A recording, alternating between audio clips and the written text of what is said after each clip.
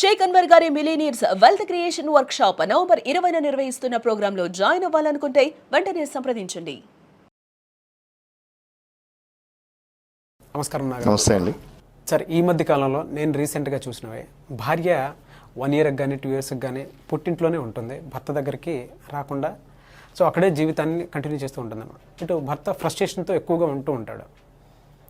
అటువంటి సందర్భంలో ఎవరైనా లీగల్ అడ్వైజర్ని సలహా తీసుకొని ముందుకు వెళ్దామని అనుకుంటూ ఉంటారు. కొంతమంది డివోర్స్కి అప్లై చేద్దాం అనుకుంటారు. డివోర్స్ అనేది ఆ టైంలో అప్లికేబుల్లా కాదా, 498 అసలు ఏం చెప్తుంది దీనికి ప్రత్యేకించి, ఎంతవరకు రిలీఫ్ ఇస్తుంది అంటారు? అది నాగరాజ్ గారు, మీరు మంచి లేటెస్ట్ ఎదుర్కొంటున్న దీన్ని సోషియో రుగ్మతల విషయాన్ని అడిగారు. ఎందుకంటే అన్సాల్వ్డ్ అన్ఎండెడ్ ప్రాబ్లమ్స్ అనేది ఈరోజు సొసైటీలో ఉన్నాయి. దానిలో ముఖ్యంగా 498A, డొమెస్టిక్ వైలెన్సు, ఇట్లాంటి విమెన్ అట్రాసిటీస్ అనొచ్చు. ఇప్పుడు మీరు అడిగిన దానిలో 498A ఏంటి, అలాగే 1 or 2 years నుంచి భార్య విడిగా ఉంటుంది, డైవర్స్ అయ్యచ్చా అవును అనే క్వశ్చన్ రైజ్ చేశారు. కానీ ఇన్ బిట్వీన్ ఒక ఇంపార్టెంట్ పాయింట్ని జనరల్గా మీరు మిస్ అయ్యారు. అదేంటంటే, భార్య ఫర్ ఎగ్జాంపుల్ పెళ్ళైన 1 or 2 yearsకి వెళ్ళిపోయి పుట్టింట్లో ఉండటం జరిగింది. యూజువల్గా మమ్మల్ని ఎవరైనా అప్రోచ్ అయితే భర్త గనక కంటిన్యూ చేయాలని ఇంట్రెస్ట్ ఉంటే, అంటే అతనికి ఇంట్రెస్ట్ లేకపోతే, అంటే భర్త అప్రోచ్ అయ్యే నాటికి భార్య ఏ రకమైన కేసులు భర్త మీద కానీ భర్త రిలేటివ్స్ మీద కానీ, ఎందుకంటే 498A కాన్సెప్ట్ ఏంటంటే husband or relatives whoever harassed the wife comes for the sake of addition comes under cruelty. Definition చాలా వైడర్ డెఫినేషన్. సో అంత డెఫినేషన్లో ఫిట్ అయ్యే కేసులు చాలా తక్కువ ఉంటాయి. బట్ దీనికి మీరు మళ్ళీ సెకండ్ ఫేజ్లో వెళ్దాం. సో మీరు అడిగిన దానికి చెప్పాలంటే, వెళ్ళిపోయిన తర్వాత ఆమె ఏ రకమైన ప్రయత్నాలు కానీ ఏ రకమైన కేసులు కానీ భర్త మీద ఫ్యామిలీ వేయలేదు అనుకుందాం. ఒక్క నిమిషం, భర్త నోటీస్ పంపించవచ్చు. దాన్ని ఏమంటారంటే రెస్ట్రిక్షన్ ఆఫ్ కాంజుగల్ రైట్స్. అంటే నాతో వచ్చి కాపురానికి చెయ్యి, come back to my our matrimonial home, we will lead happy life అని చెప్పి ఒక నోటీస్ పంపించాలి. దాని 10 రోజులు టైం ఇస్తారు. నోటీస్ అందిన తర్వాత యూజువల్గా ఆమె డినై చేయటమో ఏవో కొంత కరస్పాండెన్స్ రిప్లై ఇవ్వచ్చు, ఇవ్వకపోవచ్చు. తర్వాత ఇతను to safeguard his interest restriction of conjugal right OP వేసుకోవాలి ఫ్యామిలీ కోర్టులో. అంటే give a direction to my wife to come and join in my family అని. అది వేసుకునే నోటీస్ వెళ్ళిన తర్వాత కనుక ఫర్ ఎగ్జాంపుల్ వైఫ్ 498A వేస్తే దాని తీవ్రత అంతగా ఉండదు. అంటే దాని ప్రభావం భర్త మీద భర్త ఫ్యామిలీ మెంబర్స్ మీద కోర్టు చూస్తుంది. కోర్టుకు వెళ్ళినప్పుడు, సార్ నేను ఆమెను కాపురానికి నోటీస్ పంపించాను, ఆమె ఈ రోజు వరకు నా మీద ఏం కేసులు పెట్టలేదు, నేను కోర్టులో రెస్ట్రిక్షన్ ఆఫ్ కాంజుగల్ రైట్స్ కేసాను, తర్వాత ఇవి నా మీద డౌరీ హెరాస్మెంట్ పెట్టింది, అంటే ఇది ఇంటెన్షనల్లీ హెరాస్ మీ అన్నప్పుడు డెఫినెట్గా కోర్టు హస్బెండ్ కాండక్ట్ని పరిశీలనలో తీసుకుంటుంది. ఓకే, హస్బెండ్ కాండక్ట్ని పరిశీలనలో తీసుకుంటుంది. ఓకే, ఆమె 498A పెట్టింది అనుకుందాం. ఆమె పెట్టిన తర్వాత ఈ 2 వేసిన అది కూడా పరిగణలో తీసుకుంటుంది. కానీ ముందు భర్త తీసుకున్న స్టెప్ ఉన్నంత ప్రభావం ఆమె ముందు స్టెప్ తీసుకున్న తర్వాత భర్తకి అంత వెసులుబాటు దొరకదు. అంటే లా ఏం చెప్తుందంటే, నిజంగా జరిగిందా కాదా కాదు, నేను ముందుకు వచ్చాను, అమ్మా నువ్వు కాపురానికి రా, I'm willing to take you in to my life అన్నాను. వితౌట్ కన్సిడరింగ్ దట్ ఆమె అప్పుడు బయటపడింది. అంటే మీరు అన్నట్టు 1 or 2 years పుట్టింట్లోనో ఇంకెక్కడో ఉన్నప్పుడు కంప్లైంట్ పెట్టలా. కాబట్టి ఇంటెన్షన్ ఈజ్ బ్యాడ్. అంటే ఈయనతో కాపురం చేసే ఉద్దేశం లేదు, అలాంటి డైవర్స్ ఇచ్చే ఉద్దేశం లేదు, ఉండనియండి వాడి పాటికాడు ఉన్నాడు చూసుకుందాం అనుకునే మెంటాలిటీలో కొంతమంది ఇవాళ ఉన్నారు. సో వాళ్ళకేంటి, ఎప్పుడైతే భర్త రెస్ట్రిక్షన్ ఆఫ్ కాంజుగల్ రైట్స్ వేయటం జరిగిందో డెఫినెట్గా దానికి ఉన్న రిలీఫ్ దానికి ఉంటుంది. ఆమె రావచ్చు, రాకపోవచ్చు, కంటెస్ట్ చేయొచ్చు, చేయకపోవచ్చు. కంటెస్ట్ చేసిన తర్వాత లేకపోతే what ever reason it is, భార్య చెప్పిన రీజన్స్ కోర్టు అంగీకరిస్తే భర్త కేసు కొట్టేస్తారు. అంటే నీ భార్య నీ దగ్గరికి రావాల్సిన పని లేదు అంటారు. అలాగే భర్తగా వేసిన కేసులో అమ్మ నువ్వు ఆయన చెప్పింది కరెక్టే, నువ్వు ప్రూవ్ చేయలేకపోయావు, ఎందుకు వెళ్ళలేకపోతున్నానో నీకు కారణాలు సహేతుకంగా లేవు కాబట్టి నువ్వు భర్తతో కాపురానికి వెళ్ళాలి అన్నప్పుడు ఒక 2 చాయిస్. అపీల్కైనా వెళ్ళాలి, డైవర్స్కైనా వెళ్ళాలి.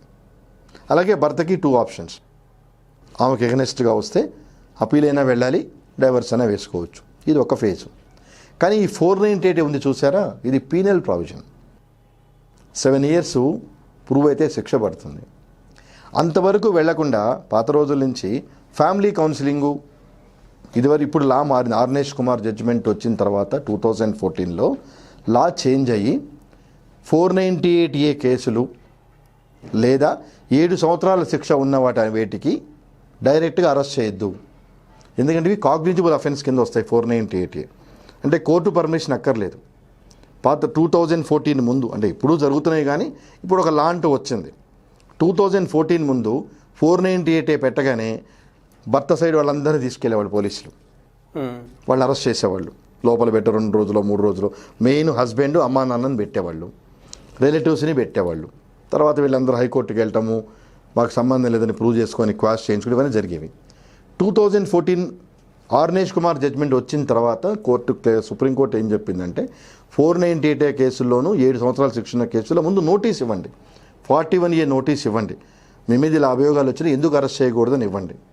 వాళ్ళు ఇచ్చిన ఆన్సర్ కనుక సాటిస్ఫాక్షన్గా ఉంటే కేసు నడిపించండి. సాటిస్ఫాక్షన్గా లేకపోతే అప్పుడు రీజన్స్ రాసి అరెస్ట్ చేయండి. ఓకే, అంటే కొంత వెసులుబాటు వచ్చింది. కానీ బాబు ఇప్పుడున్న పరిస్థితుల్లో కొంత లాచి ఇంప్రూవ్మెంట్ అయ్యి, ఎందుకంటే 498A మిస్యూజ్ అవుతున్న సందర్భాలు చాలా కోర్టు దృష్టికి రావడంతో దీనికి కొంత వెసులుబాటు కల్పించాలని కౌన్సిలింగ్ చేయమని కొన్ని పారామీటర్స్ ఇచ్చారు. రాజేష్ బజాజ్ జడ్జిమెంట్లో కొన్ని పారామీటర్స్ ఇచ్చారు. ఈ పారామీటర్స్ చేయాలని. అంతకుముందు హస్బెండ్ ఫారెన్లో ఉన్నా లేకపోతే ఇక్కడి నుంచి వెళ్తాడన్నా రెడ్ కార్నర్ నోటీస్ ఇష్యూ చేసిన సందర్భాలు కూడా చాలా ఉన్నాయి. అంటే భర్త వెళ్ళిపోకుండా దాన్ని కూడా సుప్రీంకోర్టు ఈ రాజేష్ కేసులో ఒప్పుకోలేదు.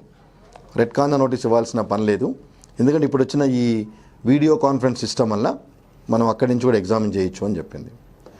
థర్డ్ పాయింట్కి వస్తే 498A కేసు వేసి మళ్ళీ వాళ్ళు పోలీసులు, అంటే పోలీస్ తీసుకునే జ్యూరిడిక్షన్ పోలీసులే కాబట్టి పిలిచి వాళ్ళు కౌన్సిలింగ్ ఇవన్నీ చేసిన తర్వాత కాపురం ఎంతవరకు మళ్ళీ సక్రమంగా కొనసాగుతుంది అనేది కూడా it is a questionable issue. అవును, ఎందుకంటే ఒకసారి భార్య అకౌంట్లో భర్త వాళ్ళ ఫ్యామిలీ పోలీస్ స్టేషన్కి వెళ్ళి కూర్చున్నప్పుడు వీళ్ళ మైండ్ సెట్ ఎలా ఉంటుంది, వీళ్ళకి సెట్ లేకపోయినా వీళ్ళు చుట్టుపక్కల వాళ్ళు ఏం చెప్తారంటే మళ్ళీ అమ్మాయిని తెచ్చుకుంటే రేపు మీరు ఏమన్నా మళ్ళీ మీ మీద కేసు పెడుతుంది, ఆల్రెడీ ఆమె పోలీస్ స్టేషన్కి వెళ్ళింది. కాబట్టి ఇలాంటి భయాలు కల్పించే పరిస్థితి తప్పించి పెద్ద మనుషులుగా ముందుకు వచ్చి అమ్మ మేము ఉన్నాం, నీకు ఏమైనా జరిగినా మా దగ్గరికి రా, ఎటువంటి పరిస్థితి జరిగినా మా దగ్గరికి రా, మేము మాట్లాడి నీకు బాసటగా ఉంటాం అనే సందర్భాలు చాలా తక్కువ ఉంటున్నాయి. కాబట్టి 498A వల్ల ఇష్యూస్ మారుతాయి, లేకపోతే కాపురాలు చక్కబడతాయి అనే సందర్భాలు చాలా తక్కువ అని చెప్పాలండి. ఓకే, సో దానివల్ల ఏమవుతుందంటే 490 కేసు ఉన్నాయి, బట్ నిజమైన హెరాస్మెంట్ జరుగుతుంది. బట్ నేను అందరికీ ఇచ్చే సలహా ఏంటంటే మీ సుమన్ టీవీ ద్వారా కేసులు ఉన్నప్పుడు మీ పెద్దల ద్వారా కౌన్సిలింగు కన్సీలియేషన్ చేసుకోండి. మీ దగ్గరకు వస్తే చేస్తారా సార్? తప్పకుండానండి, తప్పకుండా మీరు కౌన్సిలింగు కన్సీలియేషన్ చేసుకోండి. You see the reasons. అంటే ఇక్కడ ఒకటి గమనించాలి నాగరాజు గారు, అంటే ఇది హైపోథెటికల్ ఎగ్జాంపుల్, ఇది ఎవరిని ఉద్దేశించి ఎవరిని కించపరిచే మాటలు కాదు. డైవర్స్ తీసుకున్నారు అనుకున్న అబ్బాయి అమ్మాయి, మళ్ళీ కంపల్సరీగా ఇప్పుడున్న సిచ్యువేషన్లో there is a possibility of remarriage. అమ్మాయి కానీ అబ్బాయి కానీ పెళ్లి చేసుకునే అవకాశాలు ఉంటాయి. సెకండ్ మ్యారేజ్ అంటే పాసిబిలిటీస్ 50-50. ఒకసారి ఫెయిల్ అయ్యి సెట్ కానప్పుడు, అలాగే వాడు కూడా సెకండ్ మ్యారేజ్ అయిన తర్వాత వాడు సెకండ్ మ్యారేజ్ వాడే అవుతాడు. అంటే ఫస్ట్ సెకండ్ మ్యారేజీకి ఫస్ట్ వాళ్ళు రావటం అనేది వెరీ రేరు. అంటే అమ్మాయిలు రావచ్చేమో కానీ ఫస్ట్ మ్యారేజ్ అమ్మాయిలు, ఫస్ట్ మ్యారేజ్ అబ్బాయిలు, సెకండ్ మ్యారేజ్ అమ్మాయిలు అనేది తక్కువ కంపారిటివ్గా. సో ఆ సందర్భాల్లో ఎలా వేవ్ లెంగ్త్ మ్యాచ్ అయ్యి వీళ్ళు ఎక్స్పెక్ట్ చేస్తారు కంఫర్టబుల్ లైఫ్ ఉంటుందని. All things depends on their luck. So అంతవరకు కాకుండా ఈ ఉన్న అతనితోనే ఇప్పుడు ముందు చూసే పెళ్లి చేసుకుంటారు, ఫ్యామిలీ బ్యాక్గ్రౌండ్ చూసి పెద్దలకు తెలిసిన సందర్భాలైనా పెళ్ళిళ్ళు అయినా కానీ వీళ్ళు లవ్ మ్యారేజెస్ అయినా కానీ బిఫోర్ మ్యారేజ్ తెలుసు. సో బిఫోర్ మ్యారేజ్ ఉన్న అండర్స్టాండింగు ఆఫ్టర్ మ్యారేజ్ ఎందుకు లేకుండా పోతుందని అనాలిసిస్ చేసుకోవట్లా. అంటే మెయిన్ ఇక్కడ ఏం జరిగిందంటేనండి, చూసిన వాళ్ళు ఎప్పుడైతే ఈ ఫైనాన్షియల్ స్టెబిలిటీ ఉమెన్కి వచ్చిందో ఈ ఆలోచించే పారామీటర్స్ కంపారిటివ్గా తగ్గినాయి. కంపారిటివ్గా అంటే డిపెండెన్సీ లేదు. అంటే మనకి డిపెండెన్సీ ఉండాలని కాదండి, what I mean to say, ఇక్కడ లాజికల్ ఎండ్ ఇవ్వట్ల. ఇప్పుడు ఈ ప్రాబ్లమ్ సాల్వ్ చేసుకుని అలాగే పిల్లలు ఉంటారు, వాళ్ళ భవిష్యత్తు ఏంటి? పెద్దల డిస్ప్యూట్స్లో పిల్లలు they become a pawns. So పిల్లల లైఫ్ ఏంటి? మళ్ళీ దీన్ని కోర్టు డిసైడ్ చేస్తుంది. సపోజ్ చిల్లర ఉంటే మీరు ఇలా చూసుకోవాలి, విజిటేషన్ రైట్స్ అనేదని. సో ఈజీగా ఇనిషియల్ స్టేజ్లో ప్రాబ్లమ్స్ సాల్వ్ చేసుకోవాల్సిన ప్రాబ్లమ్స్ కాంప్లికేటెడ్ చేసుకొని మన ఫ్యామిలీ వ్యవస్థను ఇబ్బంది పెట్టద్దు అనేది మీ ద్వారా నేను తెలియజేస్తున్నా. ఎందుకంటే భారతదేశ కుటుంబ వ్యవస్థ చాలా గొప్పదని అన్ని దేశాలు చెప్తున్నాయి. సో మన ఫ్యామిలీ వ్యవస్థ అందరికీ రోల్ మోడల్. సో ఇట్లాంటి ఫ్యామిలీ వ్యవస్థలో ఏదన్నా లోపాలు ఒడిదుడుకులు వచ్చినా ప్రాపర్ కన్సిలియేషన్ ద్వారా ఇన్స్టిట్యూషన్స్ చాలా ఉన్నాయి, ఎన్నో ఉన్నాయి తప్పించి కోర్టు మెట్లెక్కితే వాటి సొల్యూషన్ దొరకదు. అది అంటే expected solution plus it takes its own course of time. అలాగే డైవర్స్కి వెళ్ళినా అది ఎన్నేళ్ళు పడుతుందో తెలియదు. డైవర్స్కి వెళ్ళినా డైవర్స్ వచ్చే వరకు చట్ట ప్రకారం వీళ్ళిద్దరు మళ్ళీ రీమ్యారేజ్ చేసుకోకూడదు. సరే ఇప్పుడు సుప్రీంకోర్టు ఇచ్చిన కొన్ని వెసులుబాటుతో లివింగ్ రిలేషన్ ఇవన్నీ వస్తున్నాయి. కానీ ఏవైనా కానీ ఒరిజినల్గా ఉన్నంత కంఫర్ట్ లెవెల్ డూప్లికేషన్లో ఉండదు.